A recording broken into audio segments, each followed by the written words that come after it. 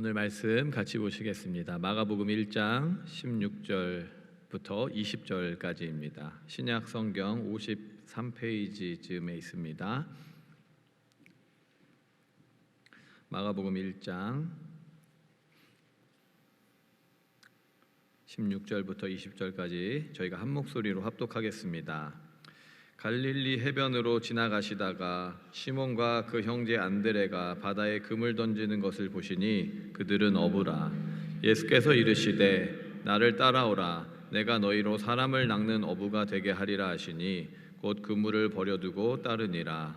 조금 더 가시다가 세베대의 아들 야고보와 그 형제 요한을 보시니 그들도 배에 있어 그물을 깁는데 곧 부르시니 그 아버지 세베대를 품꾼들과 함께 배에 버려두고 예수를 따라가니라.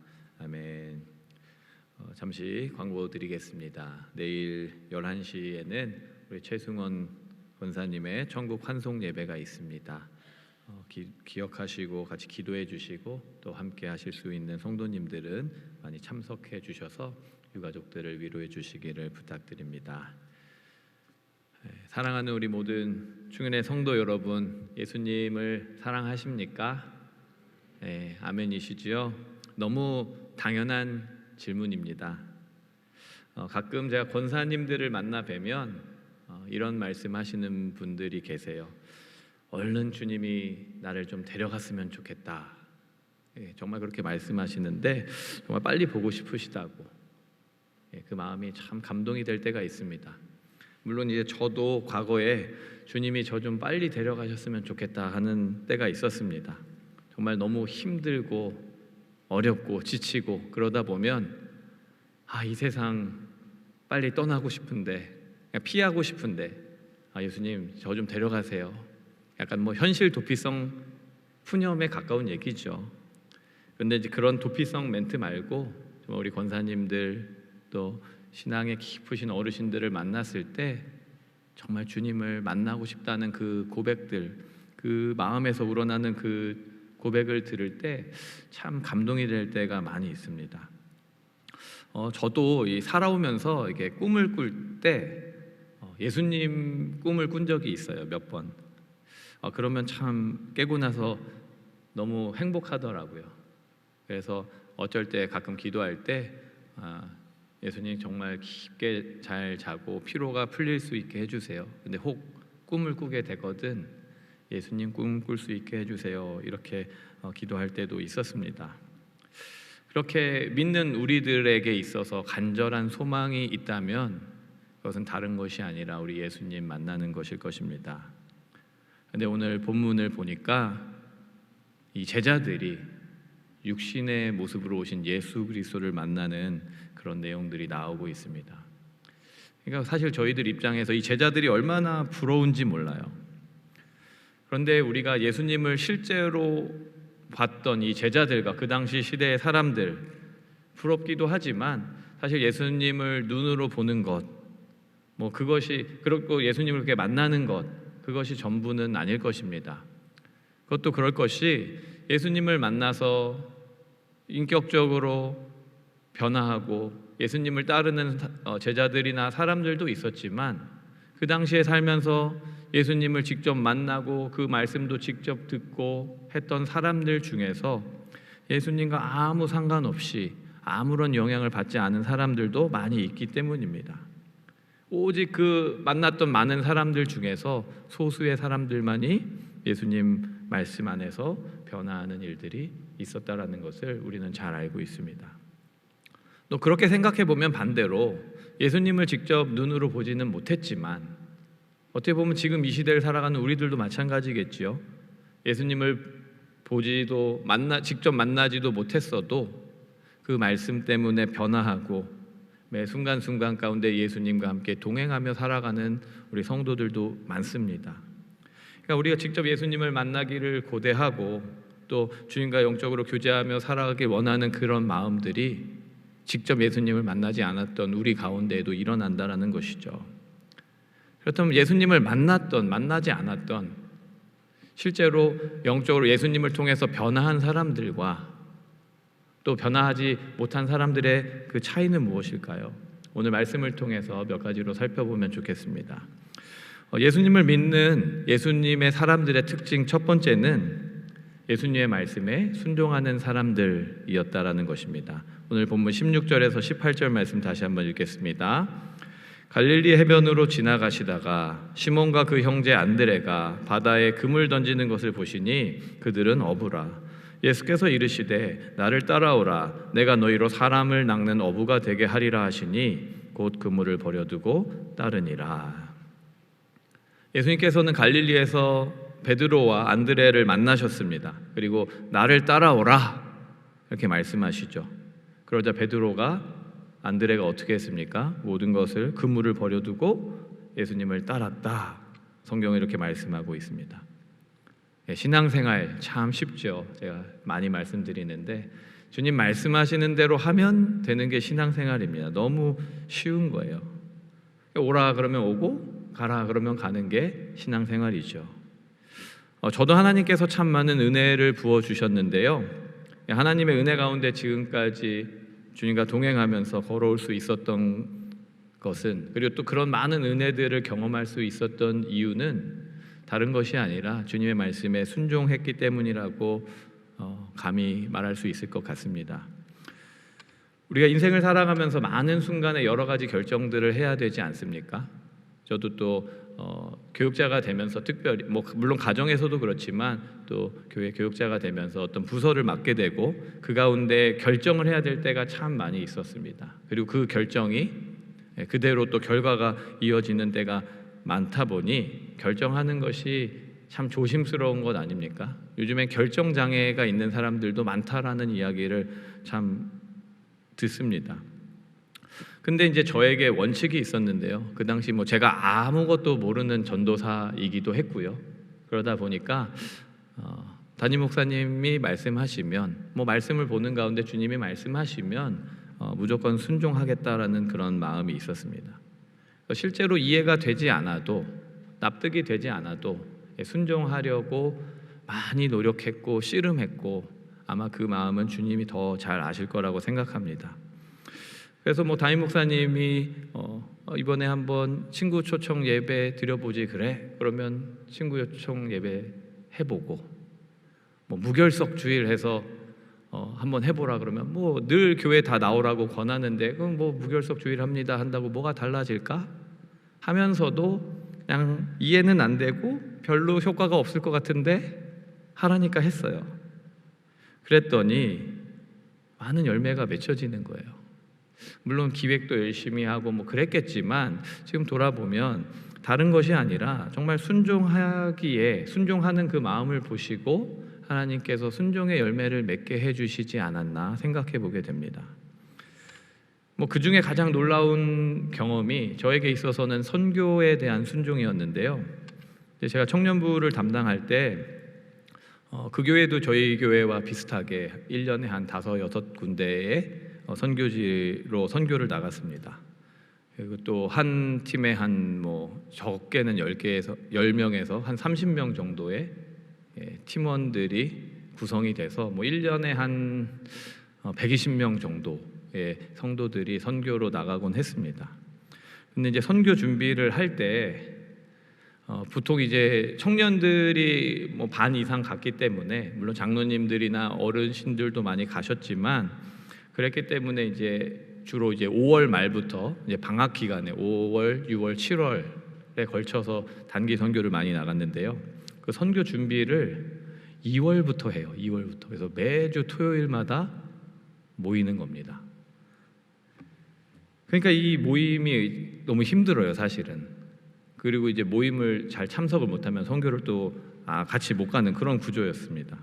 그러다 보니까 이 상반기는 사실 거의 선교 준비를 하느라고 기진맥진입니다. 그러다 보니까 또 대부분 선교를 리더들이 많이 가지 않겠습니까? 그래서 저희가 청년부에서도 매주 구역 모임을 하기는 했지만 선교가 끝난 하반기에 비하면 사실 청년부 자체에 좀 에너지를 쏟고 이게 힘을 쏟아 부을 만한 그런 구조는 아니었습니다.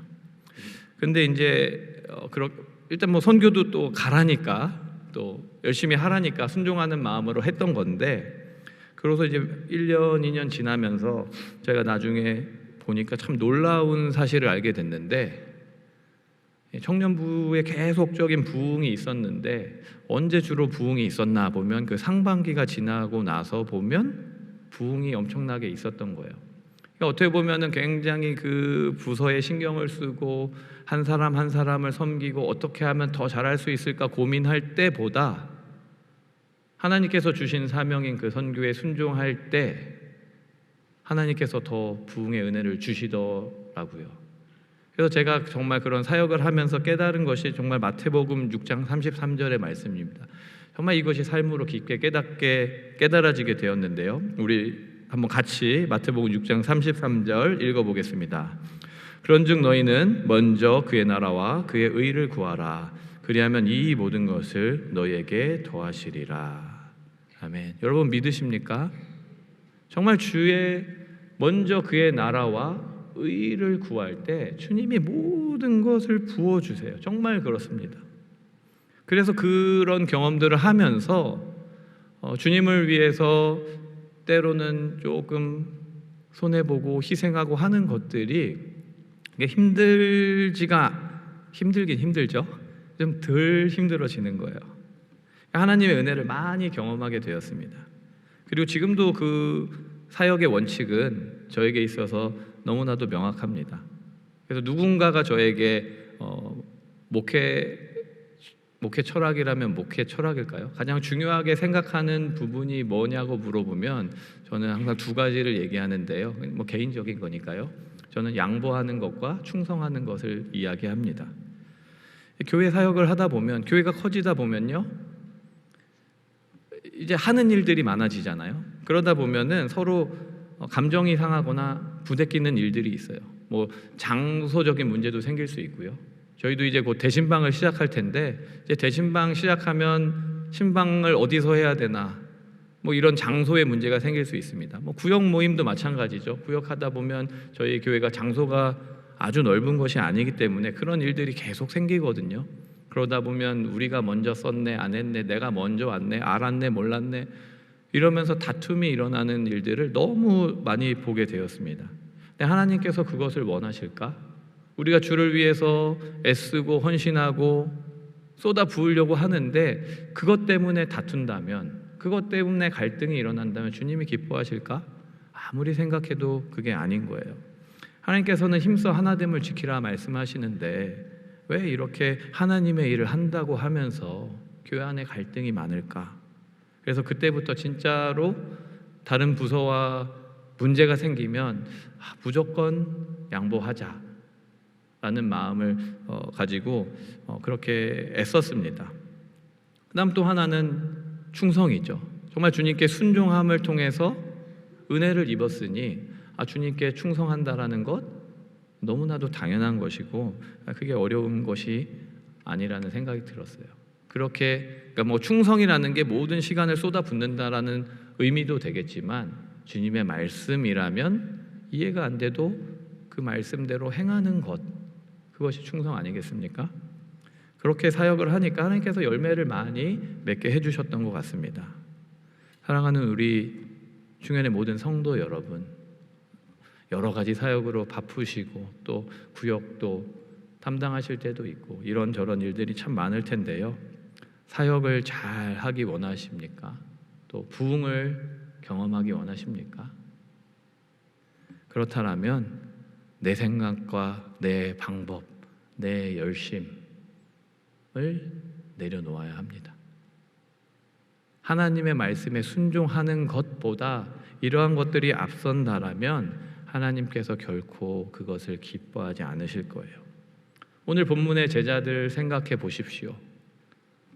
어부라고 소개하지 않습니까? 별 볼 일 없는 사람들이었어요. 아무것도 아닌 사람들이었지만 주님이 나를 따라오라 하는 그 한마디에 순종했습니다.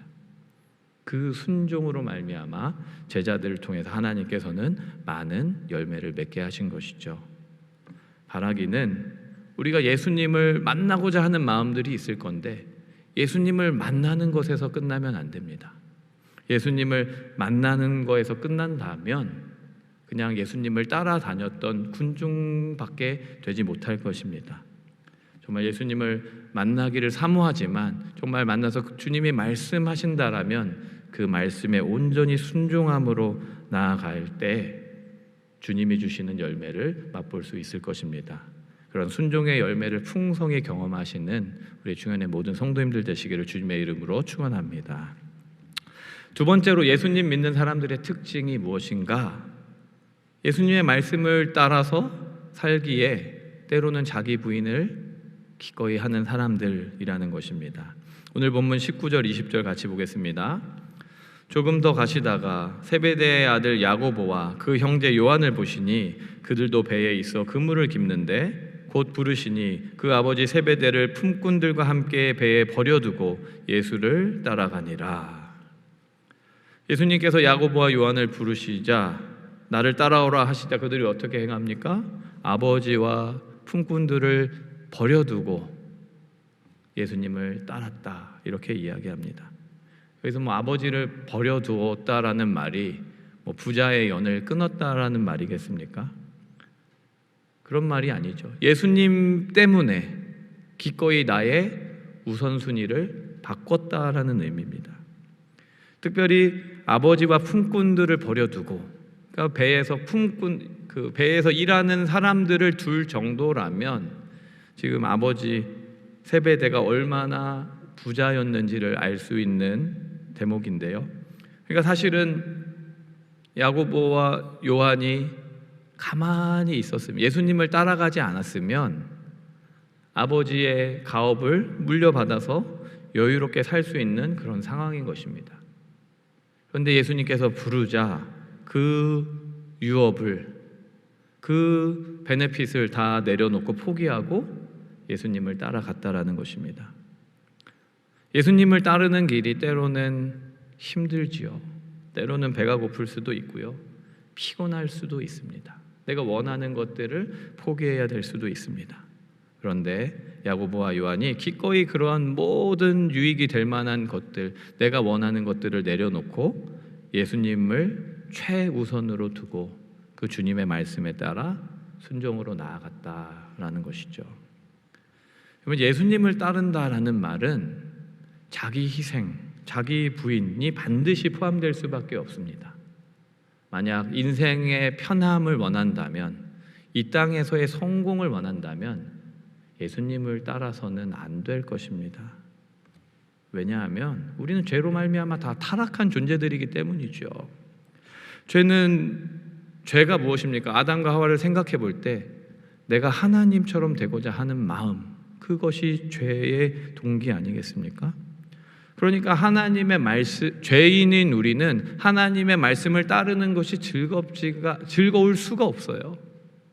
싫은 일입니다. 오히려 자기중심성을 가지고 내가 원하는 대로, 내가 바라는 대로 행동하는 것, 그것이 정말 우리가 이 땅에서 내 욕심 따라, 욕망에 따라 행하는 것이 이 땅에서 누리고 싶은 그런 마음 아니겠습니까? 그렇기 때문에 사실은 우리가 비록 예수님을 믿고 거듭났다 하더라도 주님의 말씀에 순종한다라는 것은 참으로 어려운 일인 것입니다. 우리 안에 죄악 때문에 그렇습니다. 그렇게 우리에게 필요한 것이 성령의 은혜죠. 성령이 아니고서는 주님의 말씀에 기쁨으로 따라갈 수가 없는 거예요. 말씀을 따를 때 자기 희생이 필요하다라고 느껴질 수밖에 없는 것이죠.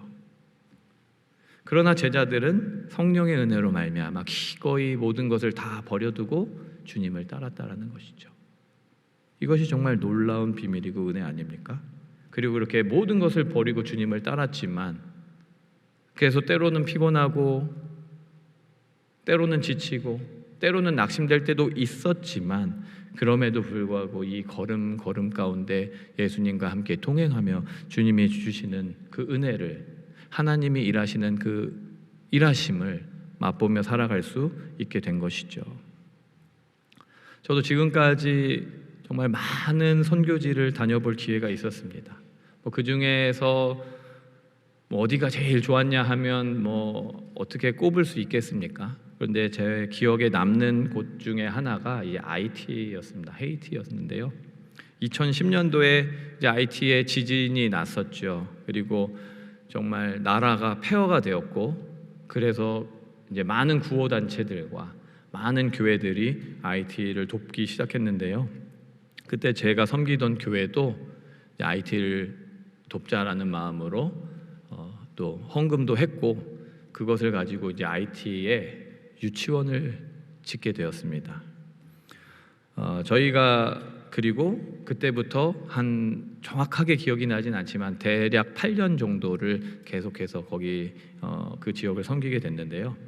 저희가 갔던 지역은 IT의 수도가 포르토 프랭크라는 지역인데, 거기서 한 2시간 정도 떨어진 2시간 반 정도 떨어진 이제 레오간이라는 시골 지역이었습니다.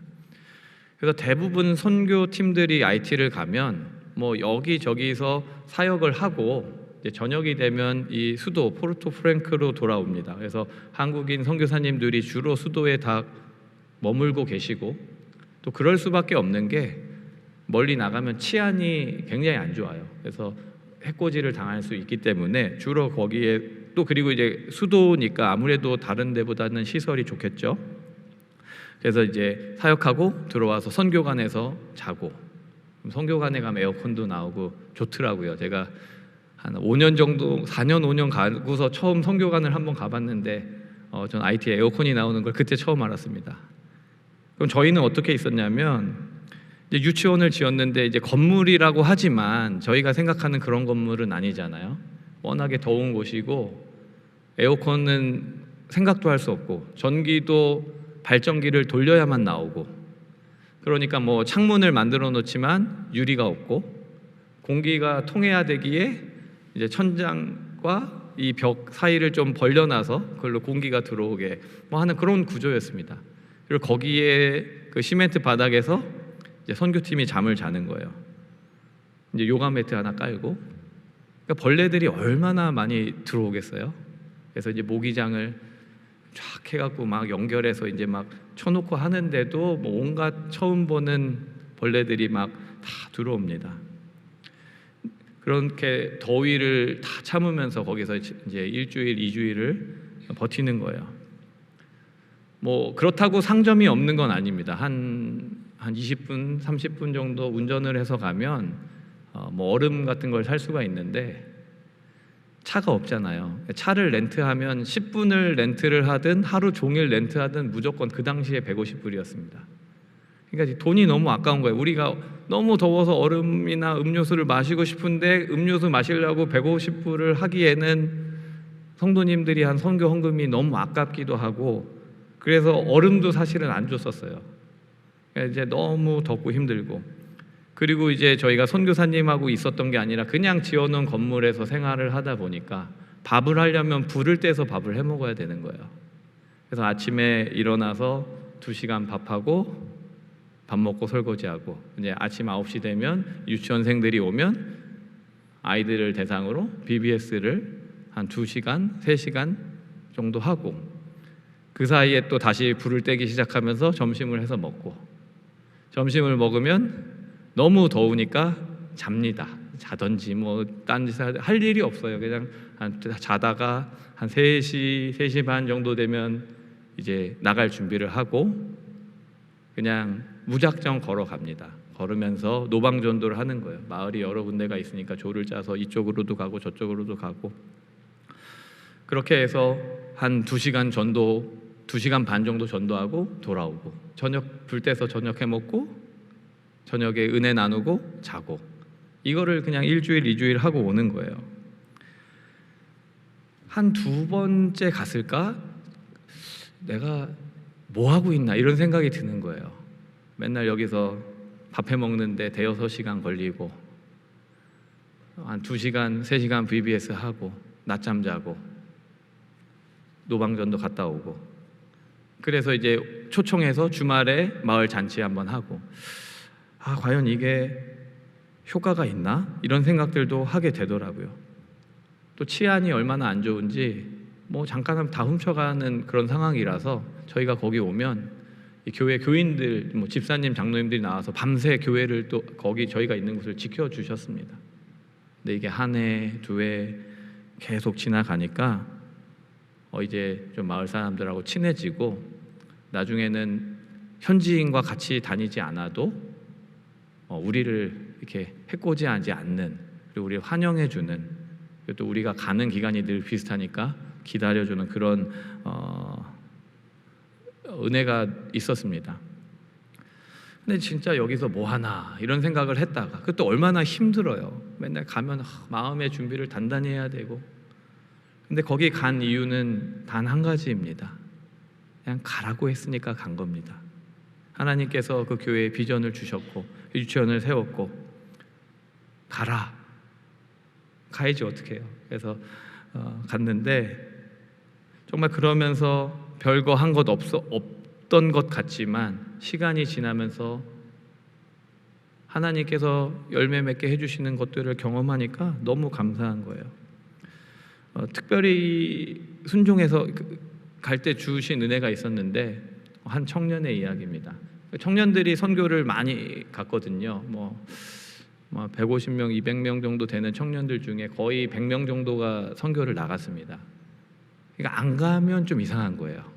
왠지 좀 믿음이 없어 보이고. 근데 교회에 어떤 이제 온 지 얼마 안 된 남자 청년이 있었는데 이 청년도 같이 가게 됐어요. 이제 가면 힘든데 재밌어. 그러니까 뭔가 또 그렇고, 어쩌면 좀 마음에 드는 자매가 있었는지도 모르겠습니다. 하여튼 믿음이 없는 청년인데 IT 단기 선교를 가게 됐어요. 근데 거기서 저희가 하는 게 주로 노방 전도잖아요. 그러니까 저희가 만든 전도지를 가지고 복음 제시하는 것을 이제 훈련을 하고 가면 한 조가 한 6, 7명씩 되거든요. 그러면 1번부터 번호 쭉 해서 첫 번째 만나는 사람한테 1번이 전하고 두 번째 만나면 2번이 전하고. 그러니까 이거는 하기 싫은데요? 그럴 수가 없어요. 하기 싫으면은 가지 말아야 돼.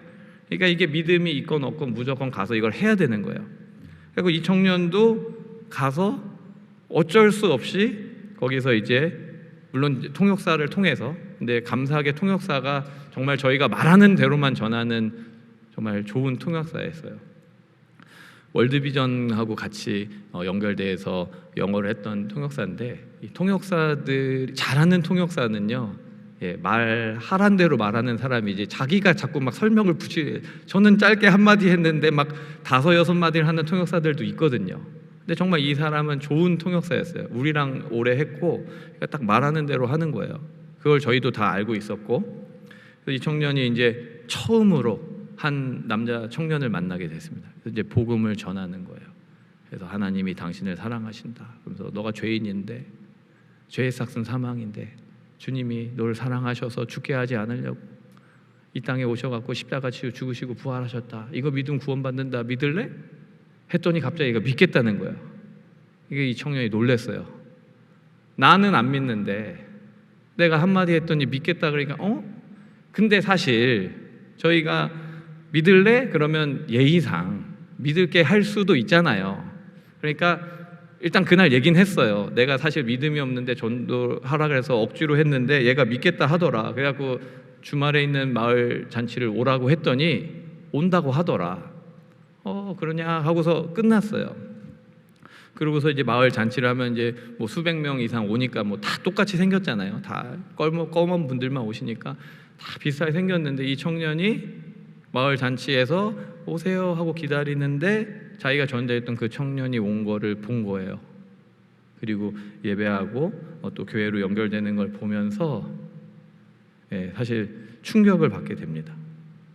이게 뭐지? 지금은 결국은 예수님을 믿고 신앙생활을 하게 됐습니다. 여러분, 선교하는 것, 전도하는 것 이게 하라 그러면 저는 아직 준비가 안 됐는데요. 저는 실력이 없는데요. 믿음이 없는데요. 선교는요, 믿음이 없어도 할 수 있습니다. 아니, 더 정확하게 이야기하자면 믿음이란 무엇입니까? 예수님의 말씀에 순종하는 것이 믿음입니다. 이 청년의 믿음은 무엇이었겠습니까? 선교를 간다. 올래? 나를 따라와라. 갈래? 가겠습니다. 하니까 순종으로 말미암는 열매를 그 삶에서 경험하게 되는 것이죠. 여러분, 우리가 능력은 하나님의 말씀에 있다라고 이야기하지 않습니까? 우리의 입이나 우리의 언어나 나의 실력이나 나의 지식에 있다라면 우리가 훈련 열심히 해야죠. 그러나 그렇지 않습니다. 전하라는 말씀의 순종함을 통해서 하나님 일하시는 거예요. 하나님의 말씀에 때로는 온전히 믿어지지 않을 때도 있습니다. 그런가? 아닌가? 반신반의할 때도 있어요. 그럼에도 불구하고 온전하지 못한 믿음이지만 그 말씀에 순종할 때 하나님께서 말씀대로 일하시는 것을 정말 무수히 많이 보았습니다. 누가복음 10장에 보면 예수님께서 제자들을 둘씩 해서 마을로 보내는 스토리가 나오죠. 그리고 제자들이 돌아와서 기쁨이 가득해서 이렇게 이야기합니다. 누가복음 10장 17절입니다. 70인이 기뻐하며 돌아와 이르되 주여 주의 이름이면 귀신들도 우리에게 항복하다이다. 지금 제자들 둘씩 가서 예수의 이름으로 명하노니 물러가라 그랬더니 막 물러간 거예요. 지금 막 놀란 거죠. 어머, 이게 왜 돼? 거기 같이 갔던 70명이 다 온전한 믿음이 있었을까요? 그렇지 않았을 것입니다. 그럼에도 예수님이 주신 능력으로 말미암아 귀신을 쫓아내고 병을 고치는 그런 일들이 일어났습니다. 그러나 마찬가지로 마가복음 9장에 보면 예수님이 베드로, 야고보, 요한과 변화산에 올라가셨을 때 귀신 들린 아들을 데리고 한 아버지가 와서 귀신을 쫓아달라고 하죠. 근데 거기 있었던 나머지 제자들이 쫓아내지 못하죠. 그러다 예수님이 오셔서 꾸짖으시고 하는 그런 얘기가 나오는데, 같은 제자들 아닙니까? 근데 같은 제자들인데 어쩔 때는 능력이 나타나고 어쩔 때는 능력이 나타나지 않고, 이러한 말씀을 통해 우리가 깨닫는 것이 무엇입니까? 능력이라는 것은 우리와 전혀 상관이 없다라는 거죠. 우리가 그것을 꼭 기억해야 합니다. 그럼 그 능력이 언제 나타나는가? 주님의 말씀에 순종할 때 나타난다라는 거예요. 둘씩 가라, 그리고 전해라. 가서 전하니까 능력이 나타나는데, 예수님 안 계신데 고치러 왔을 때 예수님 의지하지 않고 내가 했었던 경험과 내가 했었던 그런 실력과 나의 신분과 이런 것들로 하려고 하니까 아무 일도 일어나지 않는 거예요.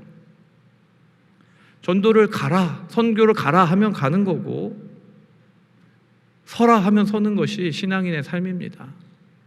나는 준비가 안 됐다, 나는 내성적이다. 성경에 내성적인 사람은 전도 안 해도 된다고 써 있나요? 그런 거 없잖아요. 믿는 사람들이라면 전도하라는 거가 우리에게 주신 사명 아닙니까?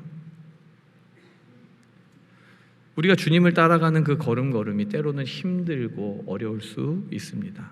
그리고 때로는 기꺼이 자기를 부인하고 엄청난 희생을 감수해야 될 때도 있습니다.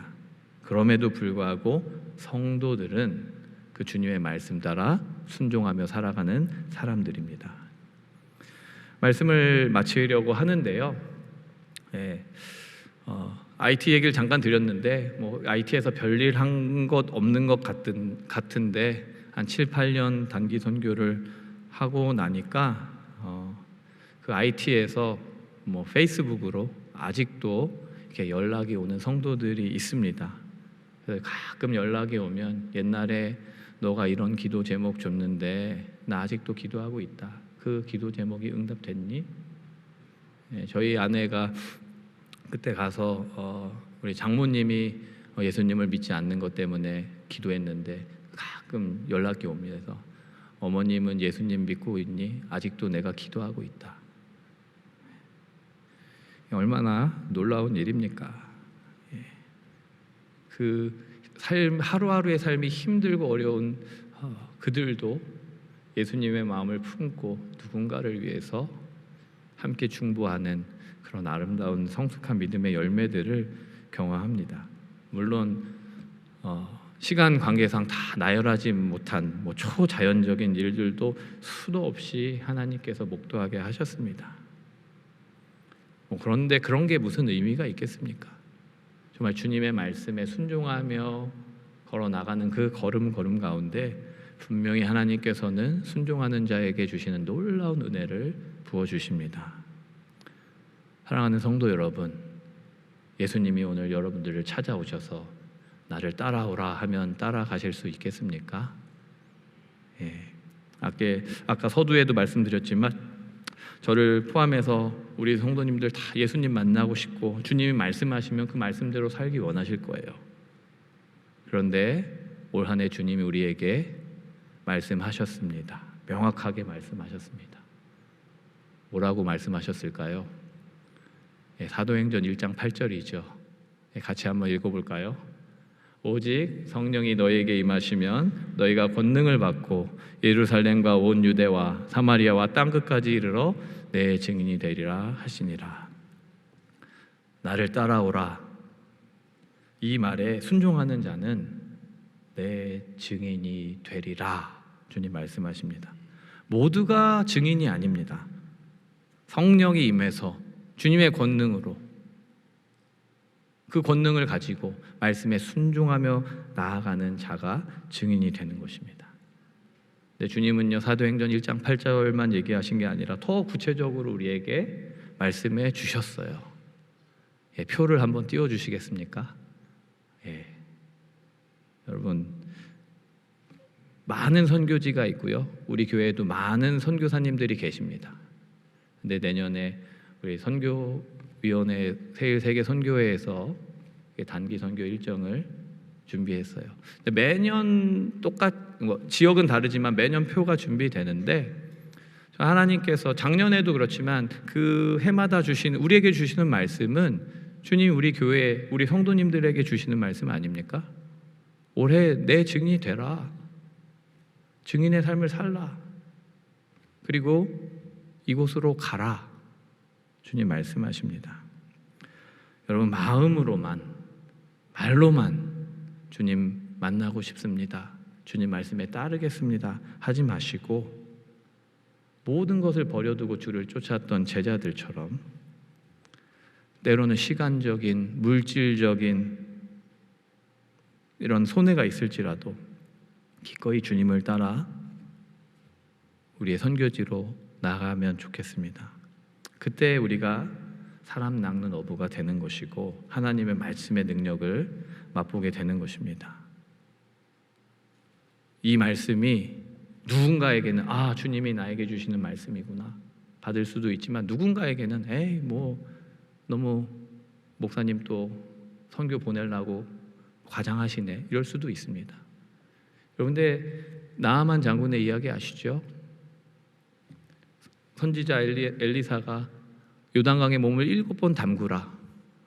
무슨 말 같지 않은 선지자의 개인의 생각일 뿐이지 저게 하나님의 말씀이야?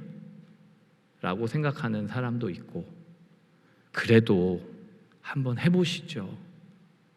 혹시 될 수도 있잖아요. 반신반의하는 사람도 있고 선지자의 말씀이라면 반드시 이루어질 것입니다. 그 믿음으로 이야기한 어린아이도 있었습니다. 이 말씀이 누군가에게는 그냥 스쳐 지나가는 이야기로 들릴지 모르겠습니다. 그러나 저는 올 한 해 우리에게 주시는 하나님의 말씀이라고 확신합니다. 다른 사람은 모르겠지만 오늘 왜 나오셨어요? 적어도 이 자리에 있는 여러분들은 올 한 해 주님이 나를 따라오라는 그 말씀에 반응하고 순종하는 그런 은혜가 있을 수 있기를 진심으로 소망합니다. 그때 하나님의 말씀의 능력을 맛보게 될 것이고요, 그렇게 주님을 섬기는 일에 후회가 없는 성숙한 믿음의 성도들 되시기를 주님의 이름으로 축원합니다.